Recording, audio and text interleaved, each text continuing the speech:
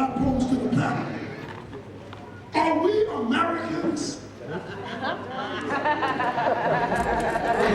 I want to do both of those because we're not Americans in the I want you to answer that question for me. Don't do no both. No. Answer that question. Are we Americans? No. Based on the word and the use that the language of what Americans is right now in its current definition, no.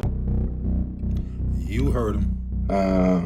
The first definition that was ever given, the Americans are the Aborigines of the land. So therefore, it depends on what definition we go by. If we want to make our own damn definition and write our own dictionary, we can be American or not. But the present definition, the present cognitive definition in the Webster's dictionary does not match the original 1930 definition, which is that Americans were the Aborigines of this land. Wait a minute, but this was written by white folks, though, right? I mean, this white folks' book.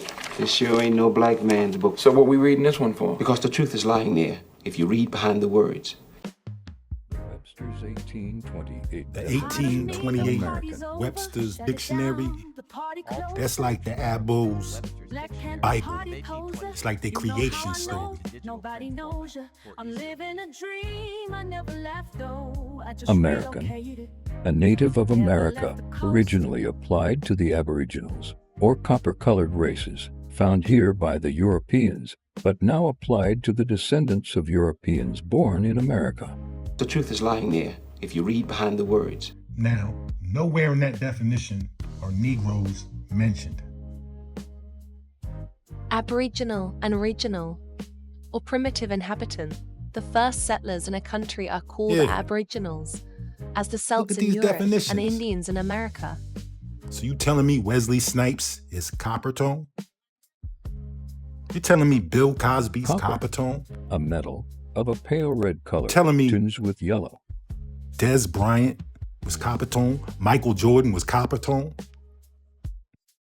Nah. Red? They was Negroes. Red men, red people, red children. The Aboriginals of America, as distinguished from the whites. Black, a Negro, a person whose skin is black. The first definition that was ever given, the Americans are the Aborigines of the land. So therefore, it depends on what definition we go by. You ever look up the word black in a dictionary? For what? Did you ever study anything that wasn't part of some It depends on what definition we go by. What the hell for, man? Come with me. Black, destitute of light, devoid of color, enveloped in darkness, hence utterly dismal or gloomy, as the future looked black. Pretty good with them words, ain't you? Soiled with dirt, foul, sullen, hostile, forbidding, as a black day. Foully or outrageously wicked, as black cruelty, indicating disgrace, dishonor, or culpability. And there's others, black male, black ball, black guard. Yeah, well, there's some more, man. Let's look up white. Don't catch you slipping now. Look what I'm whipping now. This is America. Read. Don't catch you slipping. White, of the color of pure snow, reflecting all the rays of the spectrum, the opposite of black.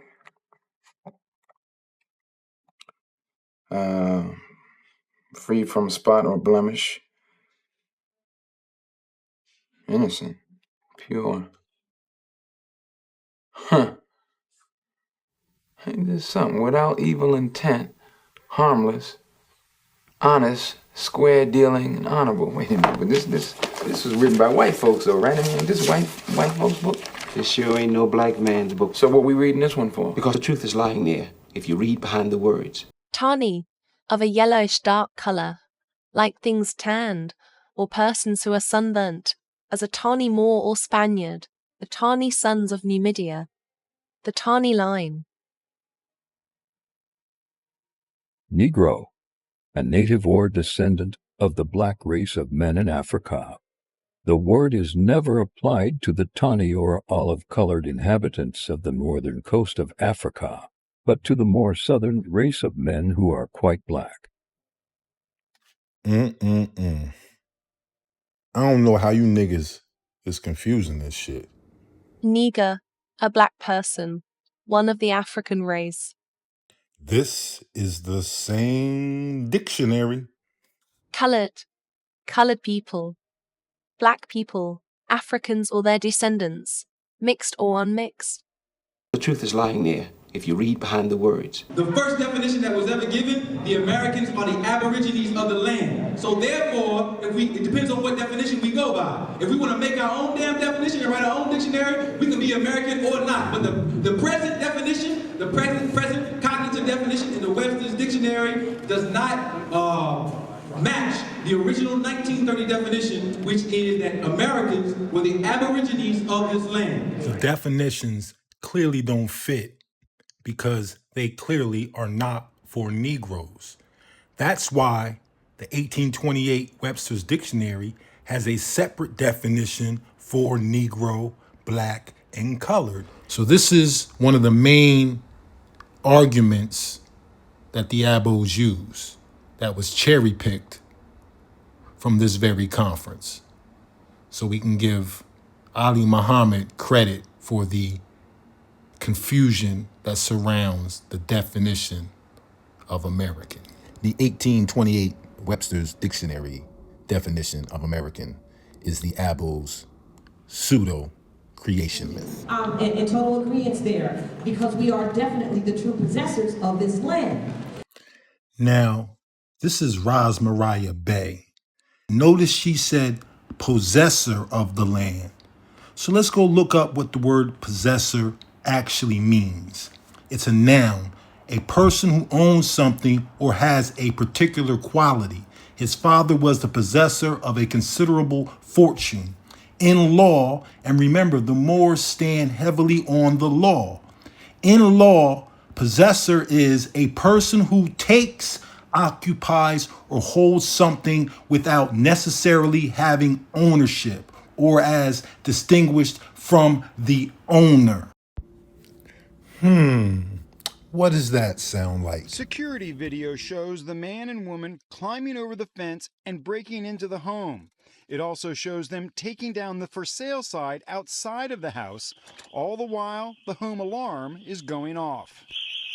The homeowner came to the house expecting to find a real estate agent showing the home, which is for sale. I thought that one of them must be a realtor. It just did not occur to me that, well, these aren't intruders. But they were intruders, and they ordered the woman to get out of her own home. It's not your property, it's ours. Because we are definitely the true possessors of this land. And so we have to recognize that American empire spanned from Tameri, which we now call Africa, included Northwest. Tameri is a term that was introduced by Mfudishi to the Black conscious community, referencing Egypt. But we see the Tameri are a people of Benin, which is West Africa, further conflated by people like Ras Mariah to try to include it into America. Then you had people like the guy who wrote When Rocks Cry Out, who plays the letter game and said America is Tameri, and you switched it around, Amerita, all types of linguistic games. And then you have these neophytes picking it up and trying to make the same argument based on Dutch paintings that say Tamerica, when in Dutch, the T just means the. So those paintings are actually saying the Americas. But you conflate all these misteachings and you have this America is Tamerica, Tamericans, but all this comes from this very conference. From Tameri, which we now call Africa, included Northwest, or what's called now North America, South America, Central America, and the adjoining islands. Now, this is where today's pseudo-pretendians differ from their master teachers. See, they've separated themselves completely from Africa. So Tamerica being Africa and the Americas, nah, they ain't with that. See, today's ABOS, today's pretendians have zero African ancestry. thinking of America as North America right now. The colonists told you when they came they weren't from here. So we have to understand the history of how that came about. So I'm in total agreement that we are definitely the true possessors of this. The brainwashing of our people started with the misinformation of the Moors. When we keep saying this is our land and they saying it's not our land and everybody ain't been in the fight, what is the plan to tell all these people to go back home so they can know what to do now to stop for survival for the onslaught that's heading our way? So Africa Bambaataa asked a question. This was 2007. What are we going to do about the people on our quote unquote land? How are we going to take control of our land? And this is when Ras Mariah Bey comes with the solution, which is, of course, nationalize. First of all, it doesn't matter that they tell you that this isn't your land. You know that it is your land. What you need to do, what we need to do is start acting like it. Right. All right? There's a principle across the entire planet. It's called nationality. It comes from natality, natal, as in birthrights. This is your land. If we were to do what we need to do, which is to nationalize our own land, and as you said, tell them to go home. But we won't stand up and do that. One, we don't know what nationality is. Two, we don't seem, a lot of us have not been interested in finding out what it is, yet we all know we have one. We all know we're born with birthrights, but we won't get into what that is. Three, if we were to come together, it appears that we have agreed on a lot of things tonight, so let's agree on nationalizing what is ours. Meaning anybody that's not from So as you can clearly see, Ras Mariah Bey's rhetoric about nationalizing and taking over the land and forcing these people off the land is identical to the ideas and concepts that the ABOS spew, which is why they cheer on Donald Trump and his immigration policies. Because in their delusion, they think they're the indigenous people because of this very conference and cherry picking answers that felt the best for Black Americans. That's how they created their doctrine. I understand the question is what or who were you before 1492? I'm going to tell every damn one of you, I don't know who the hell I was. Let's be realistic about it. Closer, Black Panther party poser. You know how I know, nobody knows you. I'm living a dream, I never left though. I just relocated. 1492? I know how cold it gets, so I left the These coast. niggas couldn't And tell if you it's who they were. time, no, I never left the toast. Deep breaths will calm you down, that wood came close. Now you know if you feed these animals. So we got all these leaders here right now, right about there, cameramen. Make sure you take a good look at all of them. They standing up here, we got 1,000 more that's sitting up here fighting to be on the panel, and then when they find out what it's about, they run out of here. My next question. Who discovered the Americas? Was it the Africans, the Chinese, the Vikings, Criminal Columbus? I'm sorry, I said Columbus. I said Criminal Columbus. Amerigo Vespucci? Or was it always here with millions of people already living here? This question goes to Kawa Hiawatha. Can you sum it in 2 minutes? Brother name is John Carew. I encourage you to get his book, Fulcrums of Change. Professor Carew, Dr. Carew says that, and also Runoko Rashidi quotes a book called Men Out of Asia. Who is of African and indigenous ancestry, speaks on the first migrations to the Americas, of which the first two, he says, were of African origins, thus giving birth to the claim that Africans were here before Columbus. So this is another key talking point.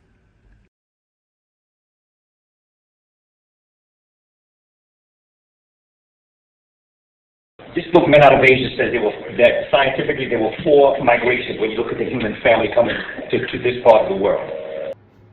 There you go. There was the short-statured Imbuti or Twa people. There was the Clovis Folsom people, which were a taller African people. Then came the Algonquin. I'm trying to tell you, right there. And then who we call the Inuit, who are derogatorily called the Eskimo.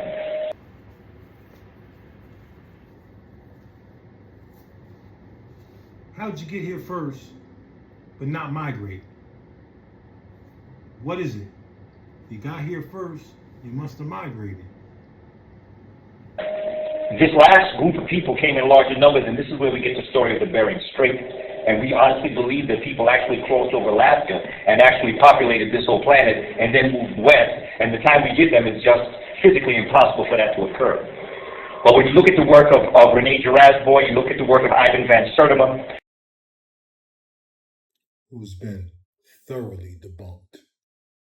Thoroughly.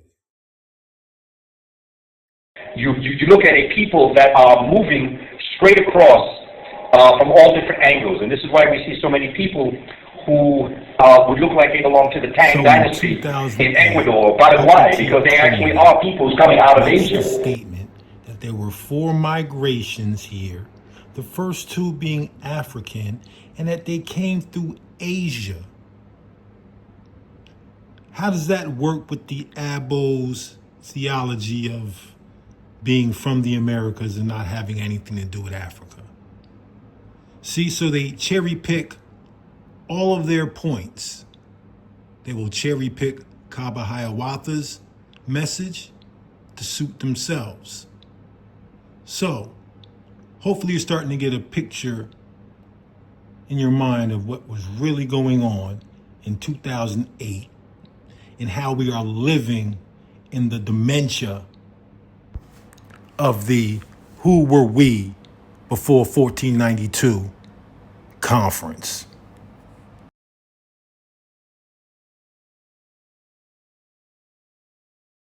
That's where the masses, and the gathering of the masses is you. And we just happen to be here to facilitate and support whatever it is that we can do for you. We are in service to you. And the greatest leaders are the greatest servers of the community. That's why, brother, Shaka, everybody was trying to leave when they found out what was going on, because it's time to work. You know, everybody wanted to be there, but when it's time to work, everybody say, well, I guess that's for leadership. Leadership is service. Leadership is being willing. The first thing that you must do to survive is to shed your fear of death. When you share your fear of death, no one has anything over you. And that's the power. All right, so Kaba Hiawatha speaks on 2 migrations that preceded the Algonquin migration that were of African ancestry. Stated it was the Twa people and the Paleo-American Indians were Africans, and he states they all came through Asia. So, does this validate any of what the ABOS teach about who was here before Columbus? Kaba is clearly saying that there were 2 migrations before the Algonquin, who everybody is now trying to claim to be Algonquin. So, are you stating there were people who were here before you? Like, I'm lost with the claims that people are making. Nor do I agree with the claim Kaba Hiawatha is making in terms of there were 2 migrations before the Algonquin, and those being African migrations. I don't agree with that. The migrations that came here came through Asia, and they all had specific haplogroups that developed outside of Africa. That's just the science of it. So, I want you to notice though, although Kaba Hiawatha did talk about the migrations, he never said those migrations brought African Americans here. You understand? He talked about the Twa people, and he talked about the Paleo Indians who predate the Algonquin speaking people. Never once did he say that was African Americans.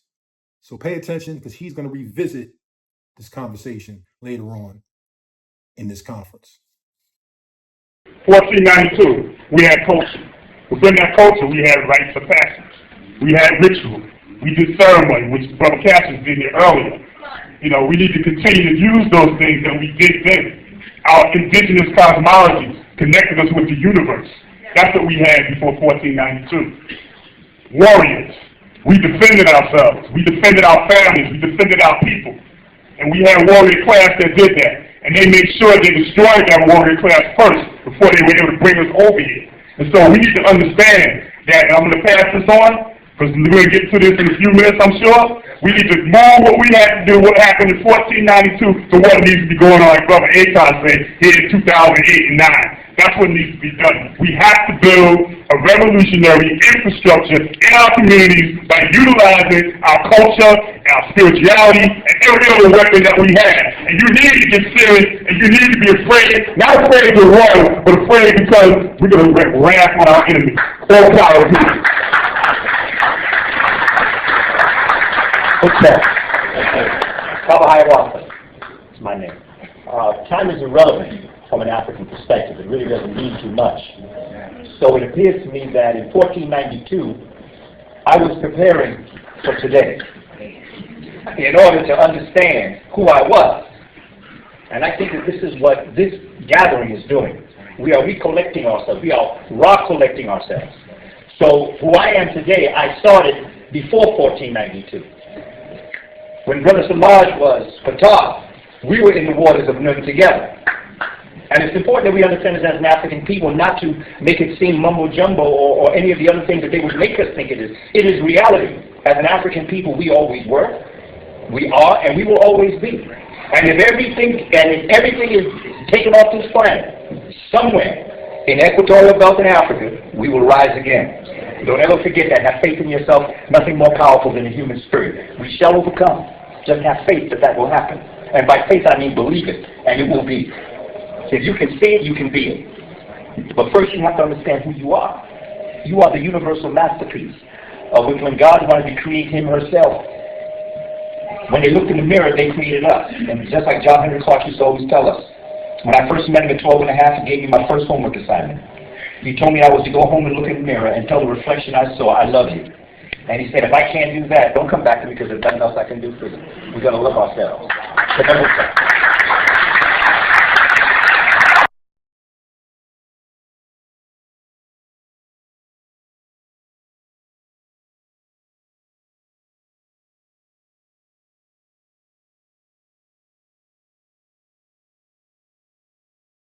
A big giant red star called MAI.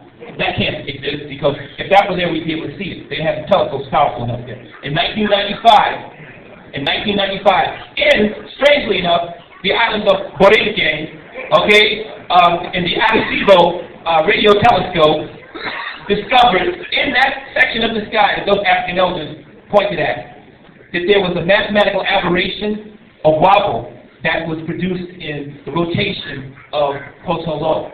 And the only thing that had the gravitational force to do that was a giant red dwarf star called MAI. So, where do we come from? Look up. Many of you know me, Brother Ernie Paniciolli, Elder. Whether you call yourself Black, Moor, Cherokee, Blackfoot, Cree, Creek, or all the other 500 tribes and nations, one thing that we always call ourselves throughout our existence, even in the Moorish lands and everywhere else, is the people. And as long as we think of ourselves as the people and think of ourselves as a spiritual collective manifested in a physical body, we're all brothers and sisters with a common goal, a common enemy, and a desperate need in the next 2 weeks for survival. We got to stop playing with the people.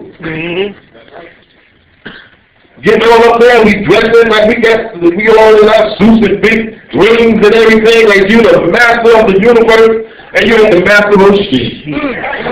Tell them, Dad, tell them. It's all real. These people are not playing. Every day they think about how they're going to plan to get out when the earth starts getting crazy, and that's why they're dealing with Mars, Pluto, Venus, and all these other type of places. They making you think ain't nothing up in these other places, but your ancestors told you something different. But you paid them no mind. That's right. One thing you got to ask yourself, How many more people you think that the Supreme Force, I don't care what name you call the great Supreme Force, is going to keep sending to you? He sent you Marcus Garvey. He sent you Prophet Noble Drew Ali. He sent you the article in life about Muhammad Malcolm, Albert Khan, and even Dr. Malachi Z. York. But Malachi Z. York put things in his book back in the late 60s, early 70s. The spell came through, the year 2000, what to expect, everything that's in that book has happened before you now. Killed all your leaders. You ain't did nothing. Do all type of crap to your brothers and sisters and put them in these hellholes, what we call prisons of today. Now they're making prisons go 6 feet underneath the earth. Or in the earth. You don't forget about all your leaders. Scared to fill the courts up. They snatch any of your leaders and your brothers and sisters, I say it's Moors or Black Panthers or whatever. Some people out there fill the courts up for a day or two, and then it's like, oh, I know what these niggas are. I can't be there no more. I gotta do this. Don't put the money where your mouth is. We love to talk. You can't build nothing. These people build institutions, big monsters, churches. And I don't know why Muhammad told us we got to build some schools. We got to get some farmland. We got to get our own hospitals. But what we do with the messenger? Out the door. Prophet Noble Drew Ali. So there's a lot of things to do. Marcus Garvey. What you do with them? I got these posters. I got these pictures. I got some CDs and DVDs of the brothers talking. Oh, Elijah was bad. Malcolm was bad. But nobody wanted to be like Malcolm. Scared to death. Prophet Muhammad, another warrior. Who is P. Newton? We can say all the names, but who's going to rise up to be the next P. Newton?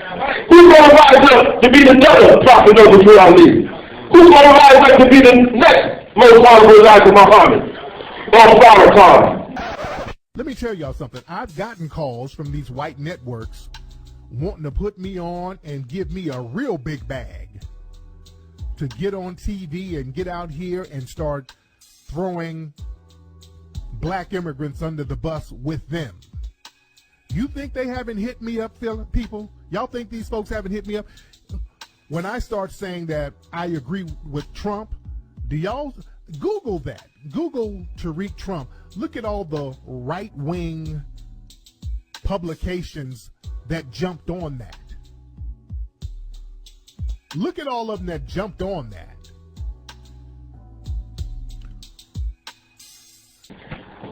Buddha playing with you. Preachers playing with you. Imams playing with you. Rabbis playing with you. Nobody's trying to run down there and talk to the Haitian brothers and sisters. But what was that stuff when they come after you? Why are you not trying to learn that type of magic? Or that type of witchcraft? You get rid of it. That's what the TV show be rich that you get all happy. Vampires. All at your front doors waiting to devour each and every one of you. We need to come out of here and know that there's not a survival plan or the onslaught that is coming our way. And deal with some of these sick questions that we've been trying to get beyond who's the first president, was John Hanson the first president, were we black, or were we this, were all these sort of stuff that we all go through, and nobody else about unity, but can't stand each other's guts. We in each and every organization, and we don't know I can't give them to the nation, I can't give it to Moors, and I can't give it to the Wabians, I can't give it to, and we all supposed to be talking about unity.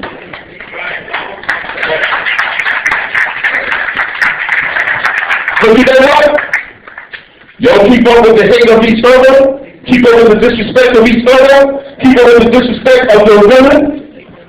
Because Mother Nature, by the power of the Supreme Court, Allah, Jehovah, Yahweh, or ancient is going to take care of all of y'all. And Mother Nature is not taking this with nobody. They don't care if you Muslim, Christian, Jew. They don't care if you black, brown, yellow, red, or white. When that tsunami comes, it's I'll be 100,000 in a minute. When that earthquake comes, that gonna knock some people's asses, give you 200,000 at this time in a half a second. Brothers and sisters, you better wake up. This is the time of hell that we living in, and not to be optimistic, you better start putting red sun powder out there and say, we going to get this. The earth is going to be blessed. The earth is going to be here. We all part of the human race. We all beings of the human race. Because if you keep putting that negative energy out there, then you deserve what you get.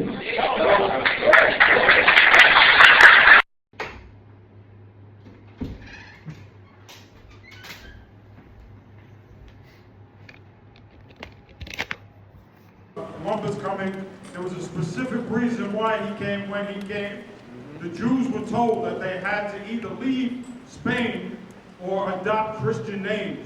Many of them went underground with their religion and changed their name from Jewish names to Christian names, but they also wanted a place that they could go where they could practice their business, their traditions, their culture, and their religion elsewhere. And that was what financed them. In 1992, I went around the nation and reservations and everywhere talking about who this cat, Christopher Columbus, was. And I have in my possession a letter from the King of Spain apologizing for the filth, the degradation, and the genocide that was done in the name of the King of Spain. Excuse me, brother. Excuse me. What you're saying is absolute fact. But the sister asked a question. What can she take back? Listen to the question. What can she take back to the university? I'll tell you one thing you can take back: the knowledge. Thank you. Knowledge is power. And lastly, any of you think, anyone in this room, and I've said this, and most people keep scratching their asses and ignore what I'm saying. This is science. If any of you think that you are descended from slaves, then you need to leave and go eat watermelon with Flavor Flav. None of you are descended from slaves. You are descended from people who were put in a condition of slavery. And now we have mental slavery, and until we turn around and mental slavery, then your school, the economic system, and this whole goddamn country don't mean nothing. Bring that back and tell them about The most ancient concept of a primordial creator comes out of the land that we call Africa, which was not called Africa at the time. What type of native are you, and what's your name?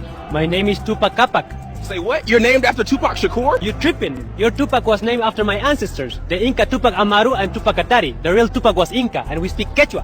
Nyoka Capac Amaru Kani. What that means? I am the royal serpent. So in 2007, Ali Muhammad was speaking about the Shabaka stone and primordial life coming from Africa. Now in 2025, he's claiming he's an Amaru chief. You tripping. And the Amaru is a deity of the Quechua. So he's claiming to be this man now? You tripping. Boy, oh boy. I can do this in 30 seconds. The Shabaka stone, which is a reprint of the pre-dynastic concepts of the ancient Tamarian people or so-called African people. Of the ancient Tamarian people or so-called African people. Of the ancient Tamarian people or so-called African people. The first state that ever existed was called the Waters of Nu. The Waters of Nu are the scientific principle that we call today dark energy or dark matter. The neutron soup, cosmic blackness, no universe. The universe is an electromagnetic field that we live in with stars and planets, etc. From that Waters of Nu came Ptah. This is nuclear physics explained in cosmology. Ptah came in the form of a mound which represents waves. After Ptah, or Kepera, came Atum Re, or atom, the atom. Amen. Okay, so now you have this black, infinite consciousness that we call dark energy or dark matter. And by the time you get to a physical specimen of a human being, you have the personification of those energies into the supreme being on this earth, the black man. The original, the Tamari, or the African, the Indian, whatever the hell you want to call it. We are a personification of those cosmic forces and the most supreme and intelligent being. The physical body is only the concretization of those spiritual energies which go beyond the physical body. This is why when you sleep, you don't stay in your body because you want your physical body. So you are your mind, you are your body, and you are directly tied to that waters of new, dark energy, dark matter, which they don't even know what the hell it is. Thank you. You are the personification of it, and you are the gateway to create cause and effect. There's nothing else to do it. So if you don't want to accept that you're God, you will go through a lesson over and over again until you accept it that you are the supreme being. We can have a lot of metaphysical explanations about our nature, about our buildup. Great. What can you apply now? That's what I was mentioning to you. In other words, use your status and start drawing finance to even support this place, support these brothers, etc. But I'll tell you real truthfully, honestly, for humanity to live, the dogmatic concepts that the masses have of what they think is religion must die. Thank you. Now that's the truth. But the concepts are corrupted. And really, the word God is not a noun. It's a verb transitive. It means to pour out, to call upon, and to invoke. The act of prayer is called Godding. It's not a being, it's a doing.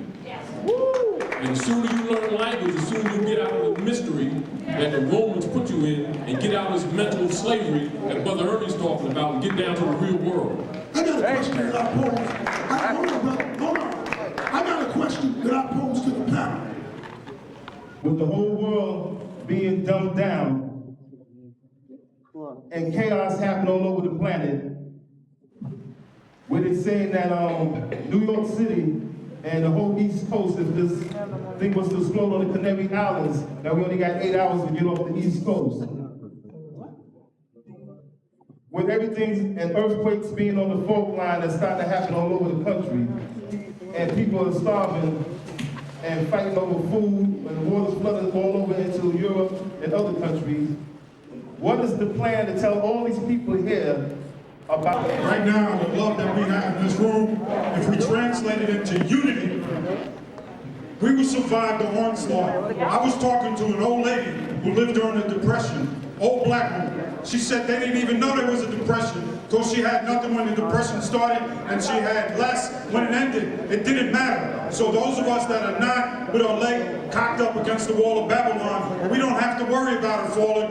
It's only if we're connected to it. The love, the spirit, the energy, the genius, and the beauty right here is what we need to survive. With brothers like Van Potter, this brother from Chicago, and all these brothers and sisters here, we don't need your goddamn banks. We don't need your Federal Reserve. We don't need your Wall Street. We pray every day that you bastards go back to the hell of the cave that you came. We don't need that. Okay? These people are going to be eating their babies in 3 weeks. So what you need is unity. That's the only thing, and Van Potter has been preaching it for 35 years. Unity, unity, unity. Organize, organize. When you see somebody that looks like you love them, and give them a half that bottle of water you got. You want to send people back that are not from here.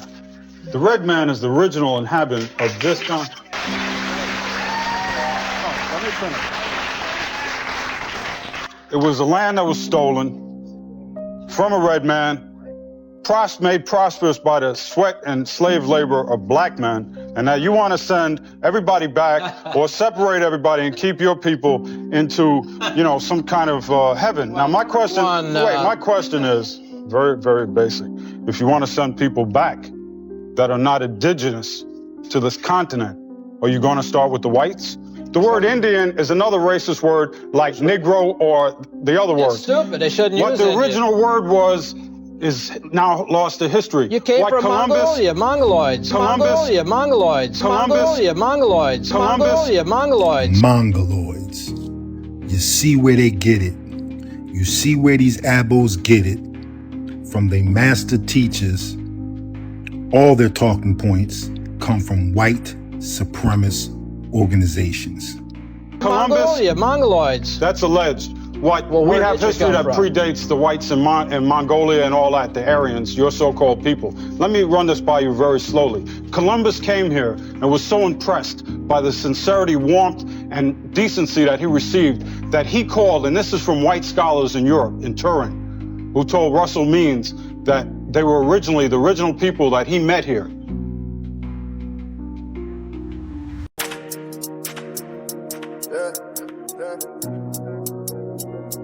Bow. They don't like the real ones no more. Brooklyn.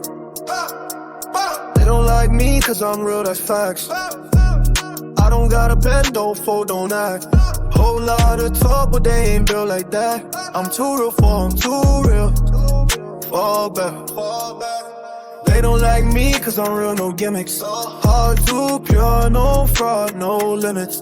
Brooklyn in the blood, whole style authentic. I'm too real for them. They don't like the ones who don't play pretend. I don't switch tones, don't fake, don't blend. They mad cause my word don't break, don't bend. I'm the same in the start as I am in the end. Real talk, I don't smile with the ones who be